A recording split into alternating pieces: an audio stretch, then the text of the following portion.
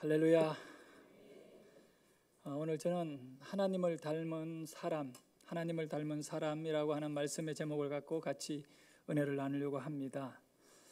결론을 말씀드리면 하나님을 닮은 사람은 누구냐 하면 하나님의 성품인 우리 인간들에게 가장 중요하게 역사하는 용서라고 하는 이 용서를 실천하고 용서를 통하여 은혜를 누리는 사람이 바로 하나님을 닮은 사람입니다. 유럽의 베스라고 하는 지역에는 고대 로마인들이 만든 신전이 있습니다. 이 신전 안에 돌판들이 많이 있는데 그 돌판들에 기록된 글은 그 신전에 들어와서 자기네들의 소원을, 기도의 제목을 기록해 둔 것입니다. 이건 돈을 주고 이 돌판을 기록했습니다. 그 중에 독특한 것이 하나가 있는데 그 돌판의 제목들을 가리켜 저주의 돌판입니다. 다른 사람들에 대한 저주를 소원한 기도의 내용들이 기록되어 있는, 놀라운 사실은 돈을 주고 내가 원수라고 여기는 사람을 저주하는 것에는 돌판이 많이 제작되어 있는데 이렇게 돈 주고 다른 사람을 축복하는 기도는 단 하나도 없다는 것입니다. 그래서 저주의 돌판이라고 하는 별명, 이름이 붙여져 있습니다. 그 내용을 하나 소개합니다. 장갑 한 켤레를 잃은 도키메투스가 구합니다. 장갑을 훔쳐간 사람은 신전 앞 여신이 정한 자리에서 정신과 시력을 잃게 하소서. 장갑이 그 사람에게 있어서 이 도키메투스라고 하는 사람에게 얼마나 중요한지는 모르겠고 아끼는 것인지는 모르겠지만, 그런다고 그 장갑을 갖고 간 사람이 정신을 잃어버리고 앞을 못 보는 맹인이 되라고 저주한 것이죠. 더 충격적인 내용 또 하나 소개하겠습니다. 이 돌판에는 이렇게 기록되어 있습니다. 거룩한 천사들과 신성한 이름들에게 구하나이다. 전차를 모는 유케리오스와 그의 말들을 내일 경기장에서 꽁꽁 묶고 가로막고 내리치고 쓰러뜨리고 해치고 망하게 하고 죽이고 흩어버리소서. 뒤에서 추월하기는커녕 벌렁 넘어지게 하소서.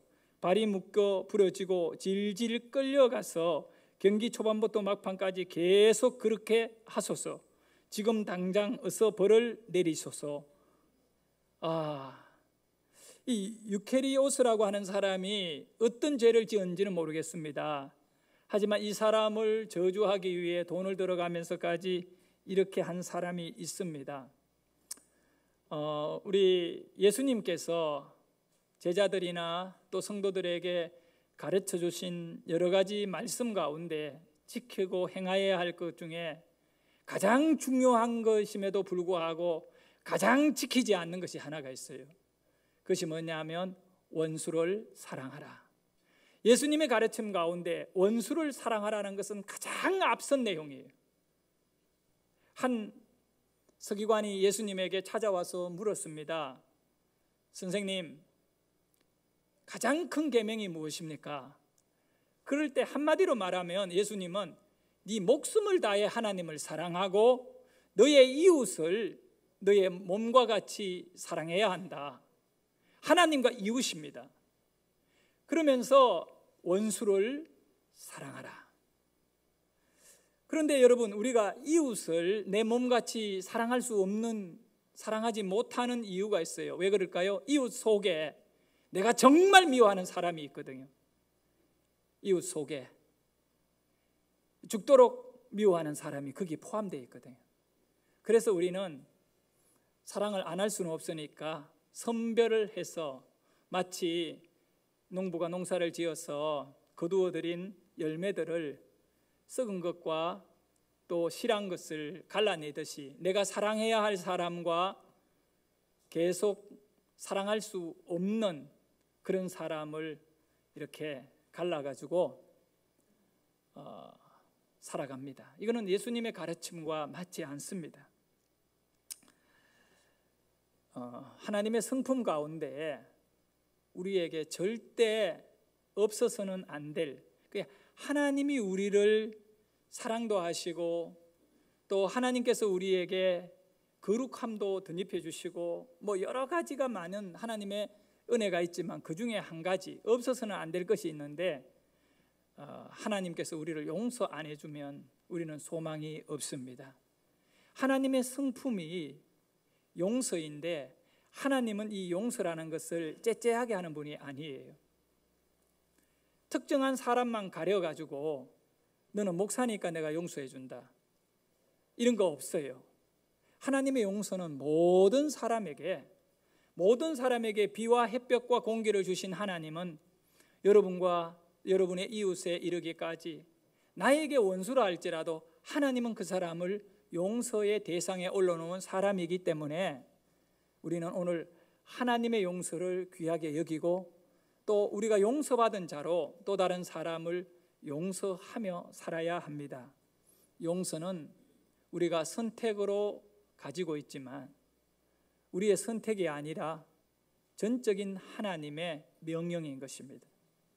내가 아직 누군가를 용서하지 못하고 있다면, 남편을, 아내를 용서하지 못한다면 하나님의 말씀이 그 사람에게서 걸려가지고 더 이상 나의 인생을 변화시키고 나를 축복하는 그런 일이 없게 되는 거예요. 안타까운 일이지요. 여러분, 용서가 왜 중요합니까? 저는 이 말씀을 묵상하면서 가장 중요한 것은 우리 인생의 삶의 기회라는 것입니다. 기회가 없는 사람들은 좌절하며 절망합니다. 여러분에게 하나님께서는 기회를 주신 것인데 그 기회는 바로 용서를 함으로 또 다른 도전을 할 수 있는 기회를 주셨습니다. 근데 누군가를 용서하지 못하면 그 사람의 기회를 내가 결박하고 있고, 내가 그 사람에게 정말 새로워질 수 있는 기회, 구원받을 수 있는 기회, 사랑을 받을 수 있는 기회를 나로 인하여 다 막아버린다고 할 때 우리는 떳떳하지 못하는 인생을 사는 겁니다. 왜냐하면 하나님은 나에게 기회를 주셨는데 우리는 하나님으로부터 기회를 받아가지고 다 누렸음에도 불구하고 나에게 피해도 주고 나에게 섭섭한 마음을 일으키고 나를 좀 이렇게 힘들게 했다는 이유 하나 때문에 그 사람의 인생의 기회를 빼앗는다는 것은 하나님이 의도하시는 것과 정반대로 내가 살아가고 있기 때문에 그렇습니다. 마태복음 5장의 내용 가운데에 이 용서해 줄 것을 우리에게 강력하게 요구하고 있는데, 이 용서라고 하는 이 단어가 신약 성경에 보면 이렇게 나와 있습니다. 바로 아피에미라고 되어 있습니다. 이 말은 아피와 에미가 복합으로 이 두 단어가 하나가 만들어져 있는데 내어 보낸다라고 하는 뜻이에요. 내보낸다. 용서는 내보내는 겁니다. 어디로?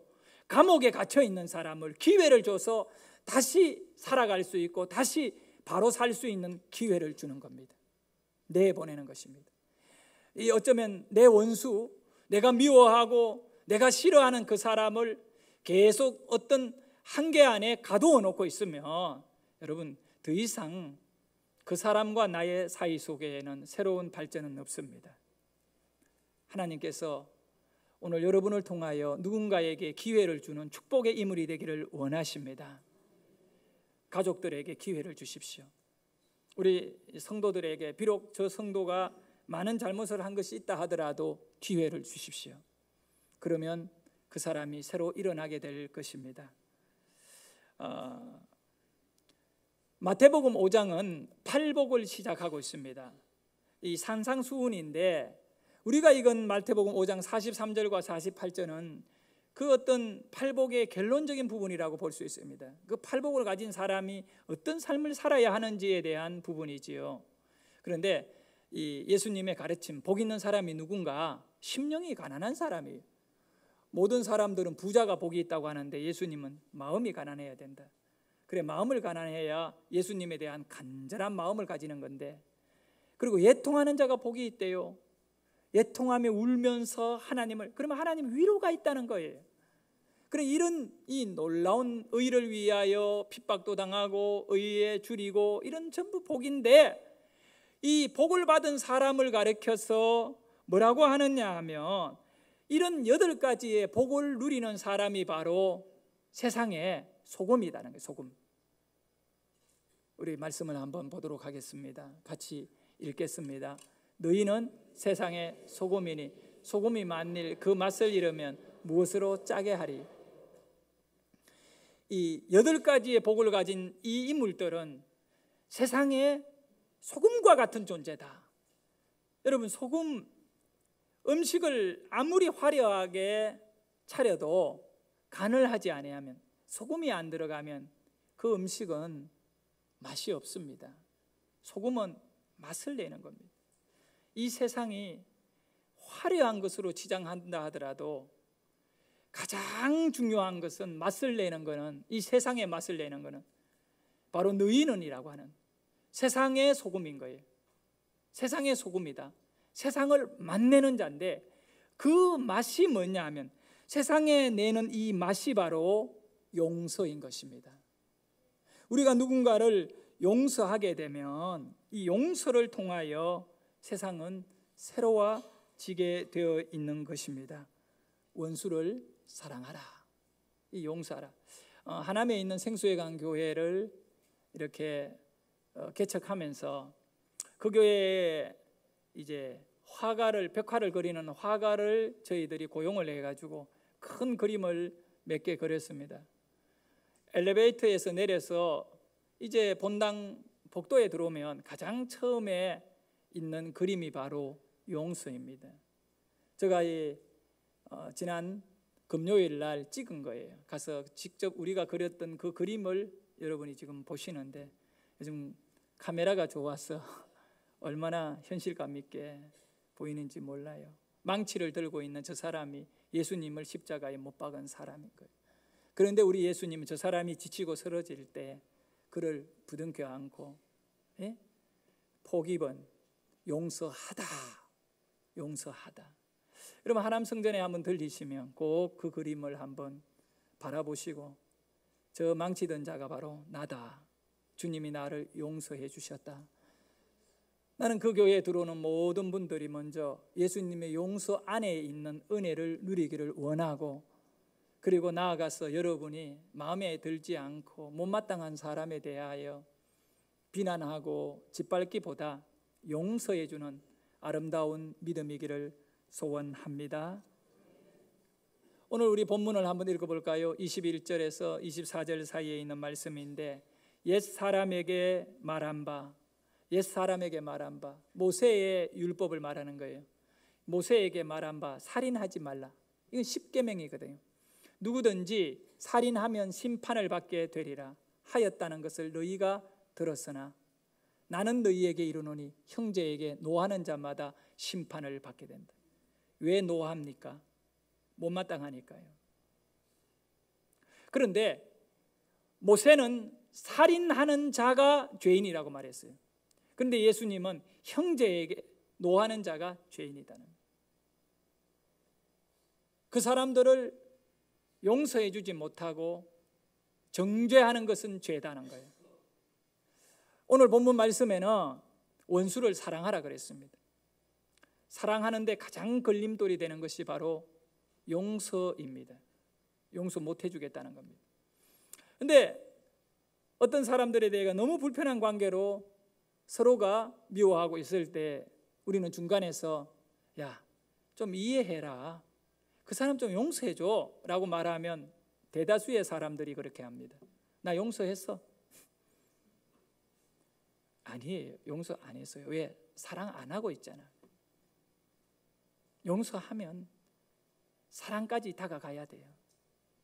진정한 용서는 사랑하는 거예요.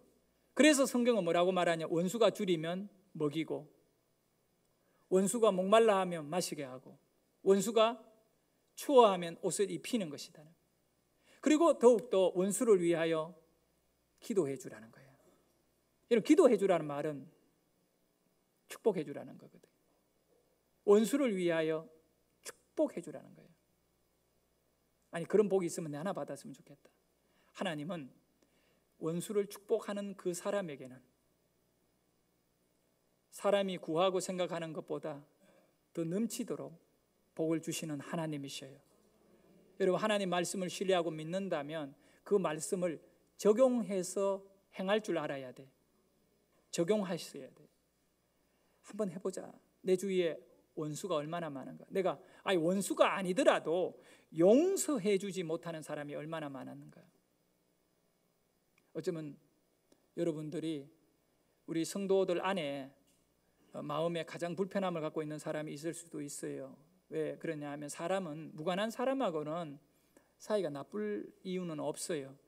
그런데 같이 일하다 보면 부딪히거든요. 근데 여러분, 가족, 자식이 잘못하면 용서해요, 안 해요? 잘못했는데 왜 용서합니까? 이유는 딱 하나예요. 그 자식에게 뭐를 주고 싶어 하지요? 기회를 주고 싶어 한다. 다시 일어날 기회예요. 용서는 기회를 주는 것입니다. 여러분이 만약에 우리 교인들 가운데 또 가족 가운데 이웃 가운데 용서를 해줘야 될 대상이 있다면 용서해줘야 되는 이유는 그 사람이 나의 용서를 받음으로 우리 교회의 더 큰 일꾼으로 세워질 수 있기 때문에, 그리고 내 가족, 형제나 자녀나 내가 용서해 줌으로 우리 가정이 더 행복해질 수 있기 때문에 용서함으로 우리는 복을 누리게 됩니다. 너희 원수를 사랑하며 너희를 박해하는 자들을 위하여 기도하라. 마태복음 5장 44절. 우리 같이 한번 읽어봅니다. 너희 원수를 사랑하며 너희를 박해하는 자를 위하여 기도하라. 원수를 사랑하라는 거예요. 사랑하기 위해서는 먼저 뭐가 따라야 된다고요? 용서가 따라야 된다. 근데 여러분은 도저히 하나님 원수가 미웠기 때문에 사랑이 안 됩니다라고 말할 수 있어요. 그렇기 때문에 그 사람하고는 영원히 갈라져야 된다고 생각할 수 있어요. 여기에 문제가 있어요. 용서를 해준 다음에 사랑되는가 안 되는가 보셔야죠. 용서 안 해주고 사랑하려고 하니까 힘든 거예요. 그리고 그 원수를 위해서 기도해 주래요. 여기 원어는 축복해 주란 말이에요. 원수를 축복해 주라. 예수님은 우리에게 있어 이 원수를 사랑할 것을 요구하시면서 뭐라고 말씀하느냐면, 너희가 만약에 너희 사랑하는 사람을 사랑한다면 그것은 세상 사람들도 똑같이 그렇게 한다. 우리는 특별한 사람입니다. 왜냐하면 세상의 소금인 것입니다. 세상의 사람들이 내지 못하는 맛을 낼 수 있는 분이 우리인 것입니다. 그 맛이 뭐냐 하면 원수를 사랑하는 것입니다. 이것을 통하여 우리가 어떤 존재인가를 발견할 수 있기를 원합니다. 자, 그러면 우리가 이 세상의 사람과 다르게 원수를 사랑하게 되면 하나님은 우리에게 어떤 복을 주시는가 한 가지만 살펴봅시다. 오늘 본문 5장 45절을 보도록 하겠습니다. 같이 읽습니다. 이같이 한즉 하늘에 계신 너희 아버지의 아들이 되리라. 여자분은 딸이 되고 남자분은 아들이 되고 이같이 한적입니다. 이렇게 해야 너희들이 하나님의 딸이 되고 하나님의 아들이 된다. 여러분, 예수님은 하나님의 아들입니다. 여러분이 예수님을 닮고 또 하나님의 딸이요 하나님의 아들이 되는 이 축복은 예수님이 여러분을 용서해 주신 것과 같이, 그리고 여러분에게 기회를 주어가지고 엄청난 축복의 이물이 되게 하신 것과 같이, 여러분이 용서를 하게 되면 기적이 여러분의 인생에 몰려올 것입니다. 용서인 것입니다. 우린 너무 인색했습니다. 제가 전도사로 신학교 2학년 때 부임하게 된 성주읍에 있는 한 장년 성도 출석이 200명 조금 넘게 모이는 교회에 잠시 사역을 한 적이 있습니다. 이 교회에 독특한 이렇게 모습을 한 남자분이 가족들을 데리고 열심히 교회를 출석하는데 전도사의 눈에 보더라도 교회에 조금 어울리지 않는다 할 정도로 몸이 좀 이렇게 문신 뭐 이런 부분이 있잖아요. 주눅이 들어요. 그런 사람 옆에 가면. 근데 주일날 양같이 선한 양같이 교회에 와서 앉아서 눈물도 흘리고 참 너무 궁금해가지고 내가 다른 성도님에게 물어봤습니다. 저분은 어떻게 이 교회에 다니게 되었냐고. 한 몇 년이 됐대요. 이분이 교회에 나오게 된 거는 몇 년이 되었다고. 그러면서 이제 이야기를 들려주는데 그 교회에 당시 수석 장로님이 계셔요. 이 장로님의 어머님이 80이 넘은 분이 계셨는데 시골 교회는 새벽 예배를 일찍 들어요. 4시경쯤 되어가지고 도로를 건너다가 교회 앞에 도로를 건너다가 총알 택시에 받쳐가지고 그 자리에서 소천해버렸대요. 여러분 참 교회에 오다가요 새벽에 이 어르신애가 뭐 나이는 좀 들었지만 건강했고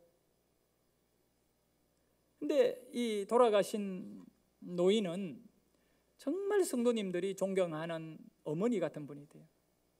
오직 기도로 사시는 분인데 그렇게 운명을 하셨어요.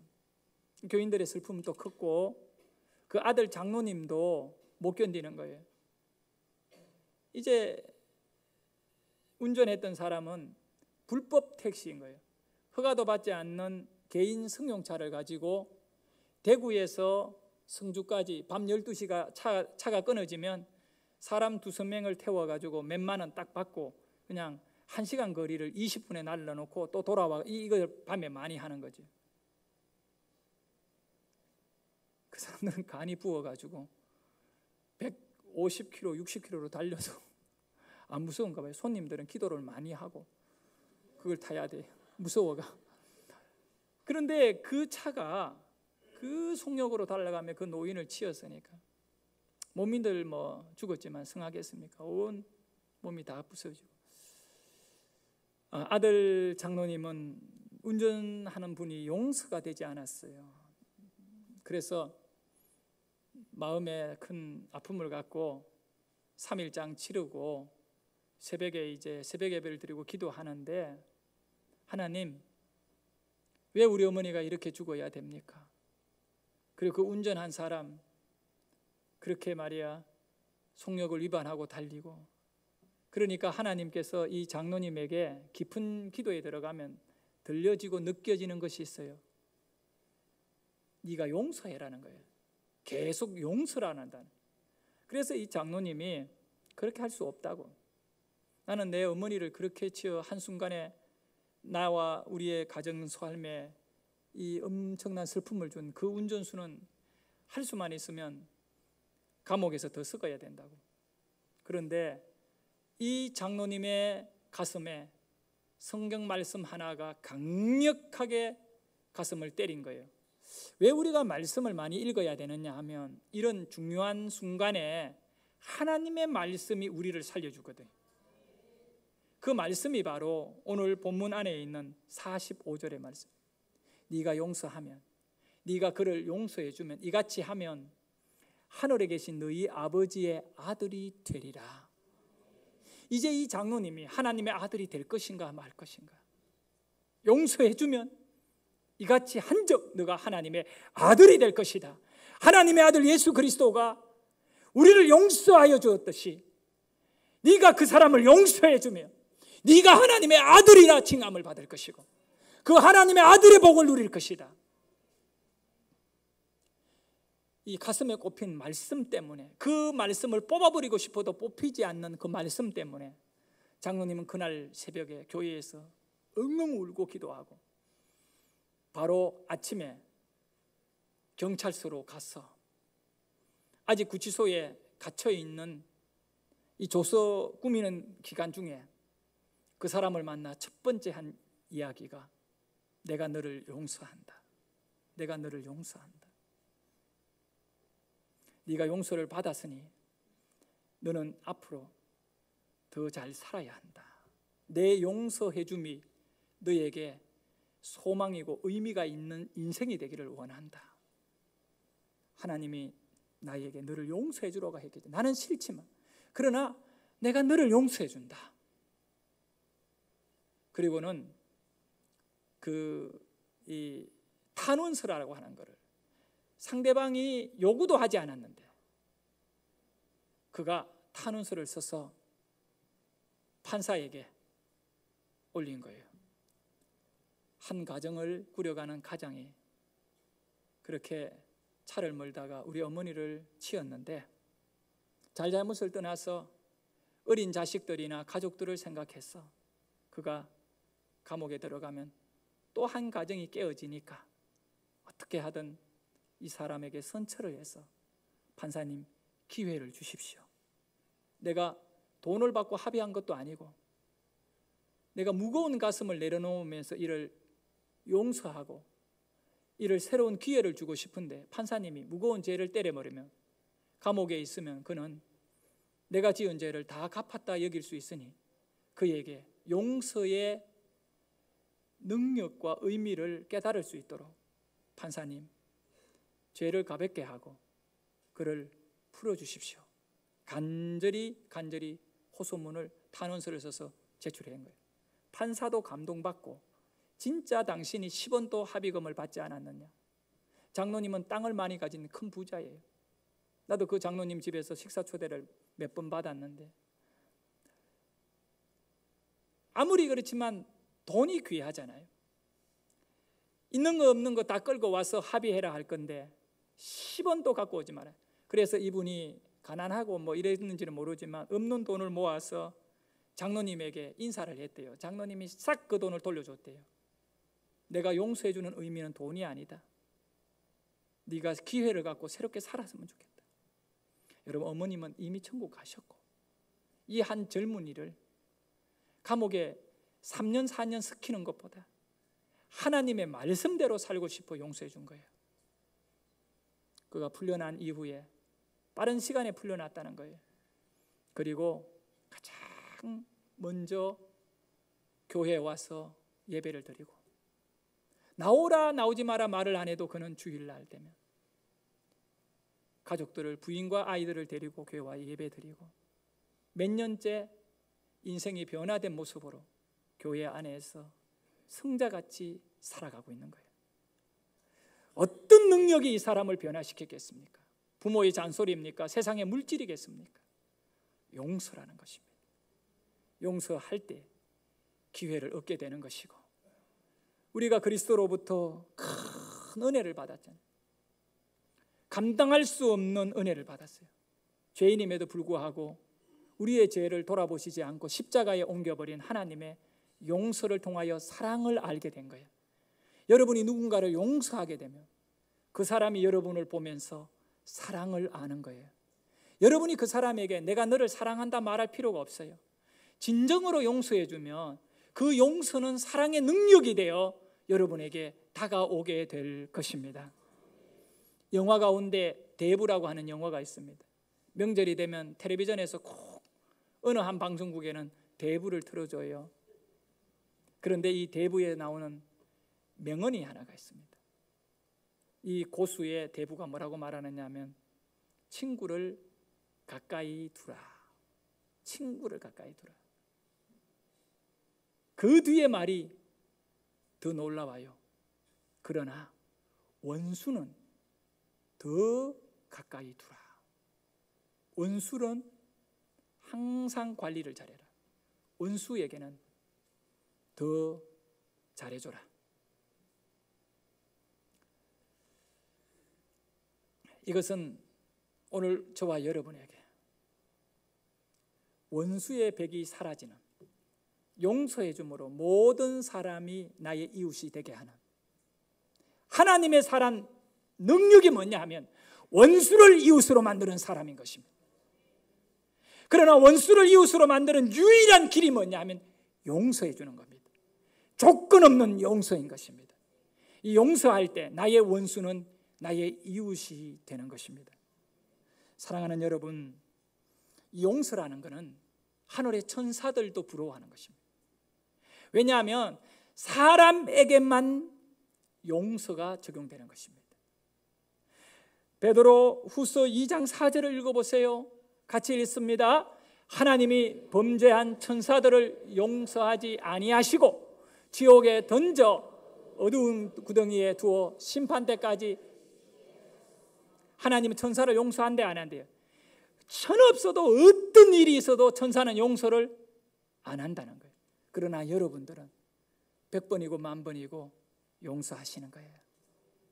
그래, 용서를 받은 우리인데, 천사보다 더 귀한 존재인데, 내가 누군가를 용서 못 해주면 나는 그 사람을 결박하게 되고, 내가 그것으로 인하여 영적인 숄타이, 결박이 일어나는 거예요. 자, 용서는 다른 사람에 대한 용서예요. 더 중요한 용서가 하나 있습니다. 자기 자신을 용서해 주십시오. 우리 한번 가슴에 손을 댑시다. 그리고 고백하십시다. 나는 예수 그리스도의 이름으로 나를 용서한다. 하나님이 사랑하는 나는 나에게 용서를 선포한다. 손을 내리시고요. 우리가 질병의 문제로 고통받을 때 하나님께 치료해달라고 기도해요. 치료의 기도에서 가장 큰 방해가 뭐냐 하면, 예수님의 은혜로 병을 고치고 싶어 하는데 기도를 하는 데에도 치료가 잘 안 될 때가 있어요. 원인이 있어요. 다른 사람을 용서 안 하는 이 육체가 하나님 앞에 병을 고쳐달라고 매달릴 때 하나님은 네가 먼저 네 원수의 약점을 위해 기도했니? 원수를 기도하라 그랬잖아요. 네가 네 원수를 용서했니? 네가 그를 위해 기도하고 그를 위해 용서했다면 나도 너를 위하여 기도할 것이고 너를 위하여 용서할 것이고 너의 병을 고쳐줄 것이다. 또 한 가지, 내 주위의 사람을 다 용서했는데도 불구하고 내 문제가 해결이 안 되는 것은 내가 나를 용서 안 하고 결박하고 있기 때문에 그래요.